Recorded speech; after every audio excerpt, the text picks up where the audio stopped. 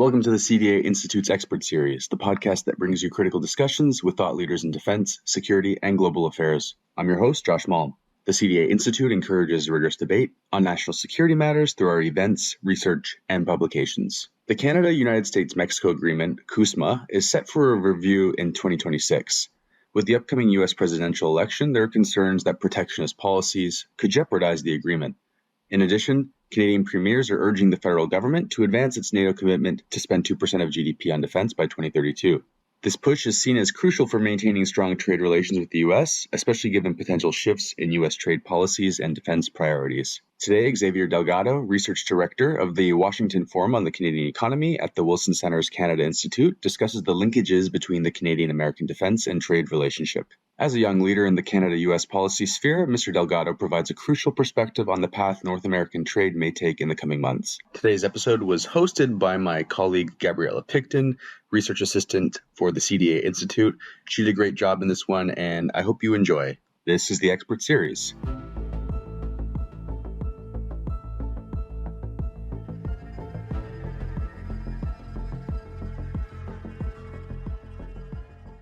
Well, thanks so much for joining us for today's episode of the Expert Series podcast.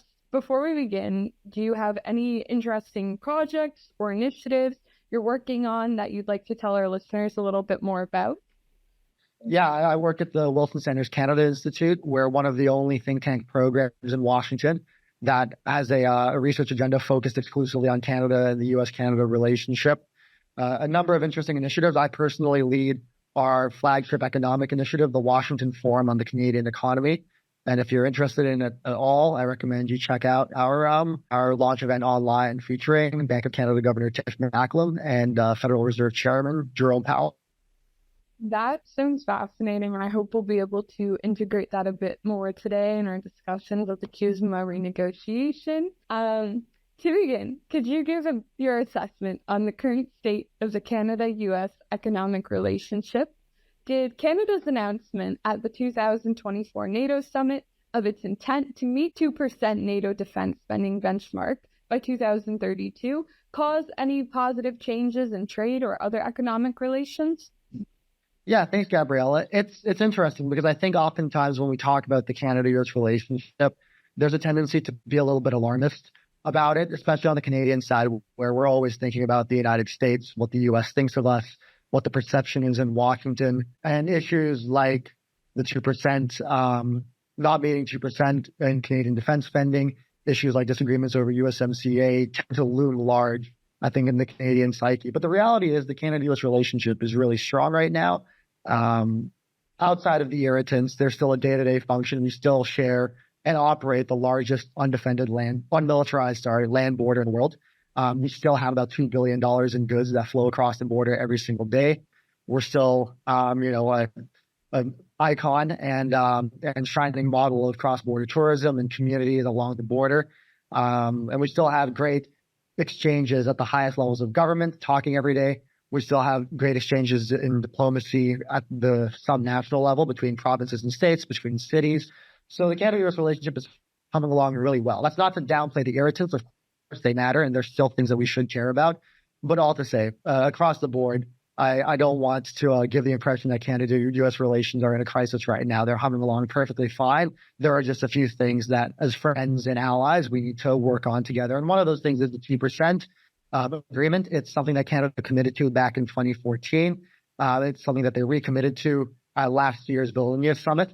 And it was an announcement I think has been a long time coming. Allies have been pressing Canada for a while. You saw the pressure ramp up. And I think in the U.S., there was this impression that Canada is a free rider, that Canada isn't living up to the commitments that it made under these pledges. And you saw that pressure come out. We had a bipartisan group of senators send a letter to Justin Trudeau. I believe it was around 23 senators, so almost a quarter of the U.S. Senate. Speaker Mike Johnson, the House Republican leader, said that Canada's inability to pay 2% of its GDP on defense was shameful. So we saw a ramp up in pressure on the U.S. side, especially amongst U.S. political leadership, not necessarily from the administration, but really from Congress going into it. And I do think it gives an impression that this is an issue that matters to the Americans. I'm curious to see if you can bring your analysis of the importance of cross-border relations between states and provinces into what further policy changes Canada needs to make to repair this somewhat still frayed Canada-US relationship prior to the reopening of CUSMA negotiations in 2026. Well, I think it's an ongoing effort that the Canadian government has been undertaking. You know, they've got this Team Canada effort led by Ambassador Kirsten Hillman, Minister of Innovation Francois-Philippe Champagne, and Minister of Trade Mary Ng. And from what I've seen, and I'm not part of the effort, so it's an outside perspective. From what I've seen, a lot of it is focused on, yes, coming down to Washington and selling the Canada-US partnership to stakeholders at the federal level, but also going into the districts, going into the states. I know they visited Louisiana, Florida, a lot of the southern states that people there might think, you know, what relationship do I have to Canada? The reality is that most states have Canada as a top trading partner, even if they're not on the northern border. If they're a southern border state, there's usually some good or service that's exchanged that bumps Canada to the top three of that state's trading partners. And I think a lot of it is an education mission. I think rightly members of Congress, members of local state legislations don't have time to think about the Canada-US relationship. They're worried about their local constituents. They're worried about larger foreign policy issues like Russia or China or what's going on in the Middle East right now. And so Canada sort of falls to the wayside. And the public relations and public diplomacy effort that's going on with Team Canada seems to largely be focusing on highlighting the benefits that Canada brings to the table in terms of trade, in terms of cultural exchange. And I think that these local missions have been really impactful. And it's going to matter when the CUSMA or USMCA review rolls around in 2026. From the perspective of someone in Washington, what do you think Americans want to see most from Canadians when it comes to defense spending? What are the priority areas where Canadian engagement would be most effectively directed? The Arctic, the Indo-Pacific, cyber and intelligence capabilities, or elsewhere? Cyber intelligence is a big one. You know, Canada, just given the degree of integration between the Canadian and U.S. economies, a major attack on Canadian infrastructure, on the Canadian cyber system could be a huge vulnerability. It could be a backdoor into the U.S. system, just given the integration we have. I think the Arctic is a big one. Obviously, we have a joint command in NORAD. It's the only, I believe, binational military command in the world. And Canada has pledged, I believe they pledged either last year or 2 years ago, to modernize NORAD. I know that's going to be part of the investments that they're making under our North Strong and Free. I think one thing to note about the 2% spending, though, is that, you know, we had this spending plan under our North Strong and Free that got us to 1.76% by the end of the decade, so 2030. And then they come out with this announcement that we're actually going to hit 2% by 2032. That's a long jump to make in just the short span of 2 years. I don't think the government is predicting that, you know, defense spending as a ratio is, there's a numerator and denominator. Numerator is spending, denominator is GDP. I don't think the government is projecting by saying we're going to hit 2% by 2032, a massive drop in GDP. And so obviously it's a big jump in the numerator, defense spending, in just 2 years. And there's no plan that outlines how we're going to get there yet. I don't think there's been a clarification as to how this new goal changes, if it does at all, the spending plan in our North Strong and Free. You know, we had the announcement that we're going to be entering an icebreaker pact with the United States and Norway, which I think is, the United States and Finland, my bad, which is a great sign that we're looking to spend a little bit more to modernize our fleet. I think that's going to be really welcome from the Americans as well as the rest of our NATO allies. But I think an actual spending plan that outlines this is how much we're projecting to spend, this is where we're projecting to spend it would be welcome. Across the board, defense spending is welcome from the Americans. I think it's just something more tangible than just we're going to be spending 2% by this date. Showing us a plan on how they're going to get there will really matter. I really appreciate your note that without a clear and structured plan, this jump in just 2 years is a little bit ambitious. And I'm curious if you see this as reflecting any fundamental differences in how Canadians and Americans view defense spending. And how would you say that this affects economic relations? I think Americans are generally willing to accept more defense spending. Perhaps not a larger increase in defense spending at this point, but just if you look at how large the U.S. defense budget looms over the Canadian defense budget, you get a sense that Americans, broadly, I'm not trying to make them a monolith here, American voters have largely been willing to stomach a larger expenditures into defense than Canadians have. I don't think that's abnormal. If you just, by virtue of the United States' superpower status in the world, by virtue of its history over the past century, the Cold War against the Soviet Union, in its engagements in the Middle East, stemming from the 9/11 terrorist attacks in 2001, there's just been generally an appetite for larger defense spending here in the States than in Canada. I don't think that's a good thing. I don't think it's a bad thing per se. I think it's just simply describing the nature of what the population is willing to stomach when it comes to defense spending. And it's a reality that Canadians have to face, is that we're a smaller country. We have fewer tax dollars to play around with, and equipment, ammunition, all these things that we need to expend on in order to modernize our military, they're costly. And we have a lot of other things to spend on in Canada: healthcare, education. And when you're grappling with all these things in a budget, it's hard to take away from other things to spend on defense. So it's a very real issue, but I do think it's one that Canadians have to grapple with in the upcoming budgets. It's a really important issue. And one of the things I've been saying is that, yes, part of it is what our allies think, what the United States thinks, our international clout, looking like a worthy ally to all of our security partners. But a large part of it that gets overstated is that defense spending is good for Canadians, right? We're in an increasingly unstable world. We have Russia just across the Arctic in Europe being increasingly belligerent.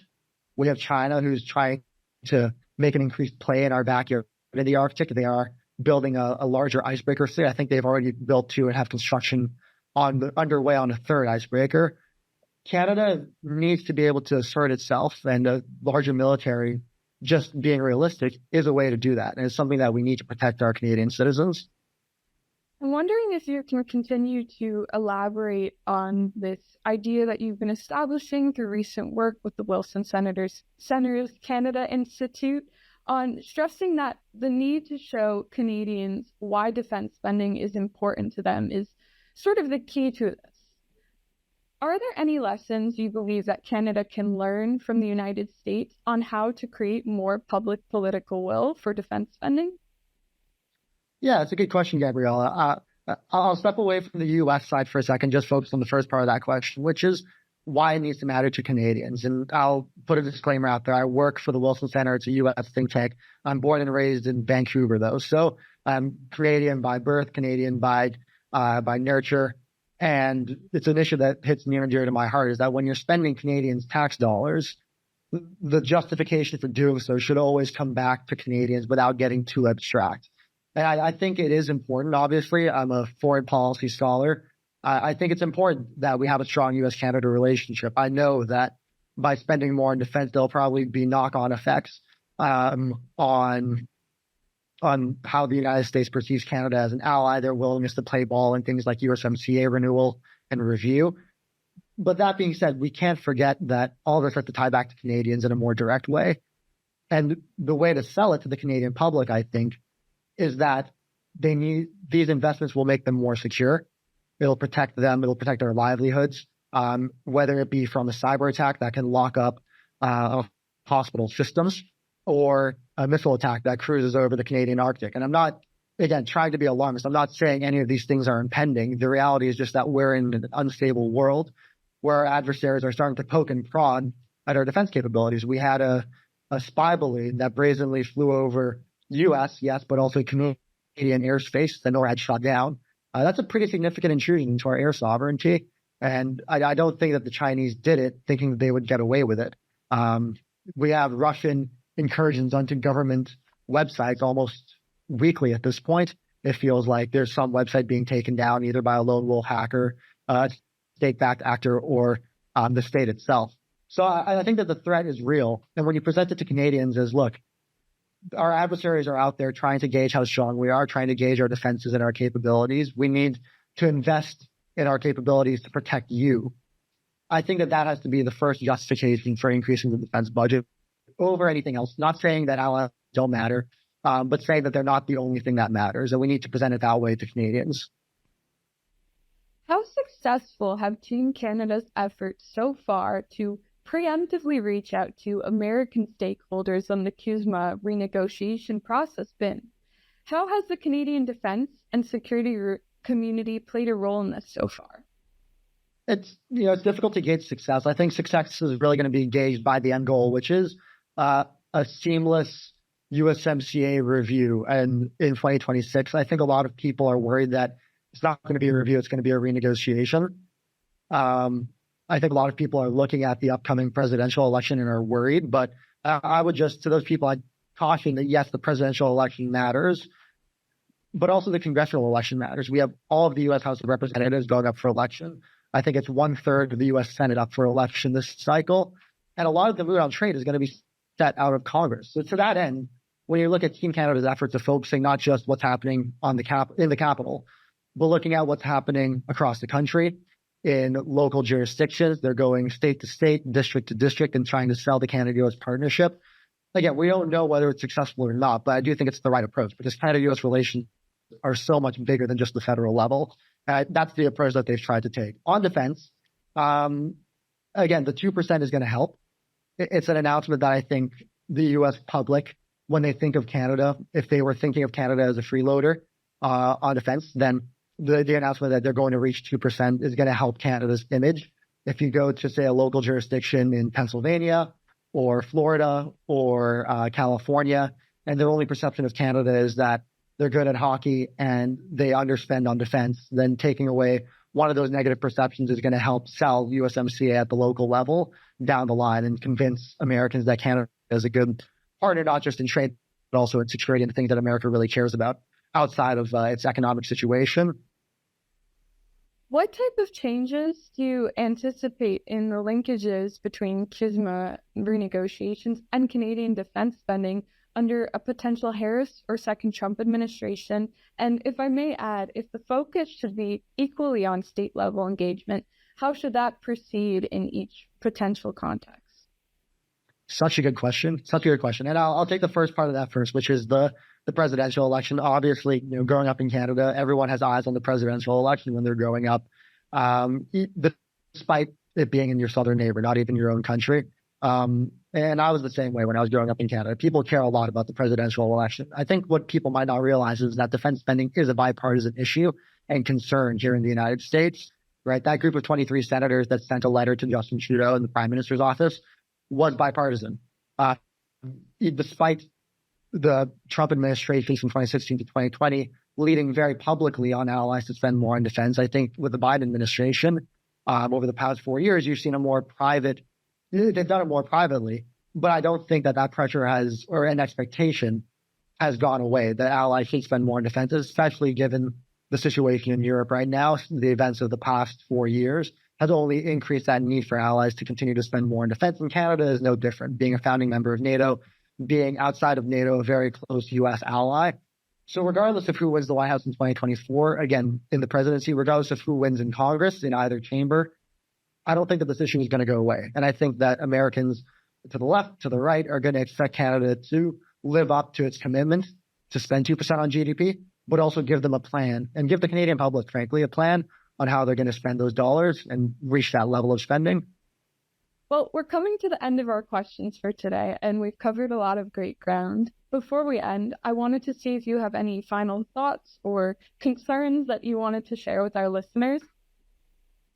Yeah, I think taking a step back, defense spending is one part of a much larger picture of Canadian security, and it matters.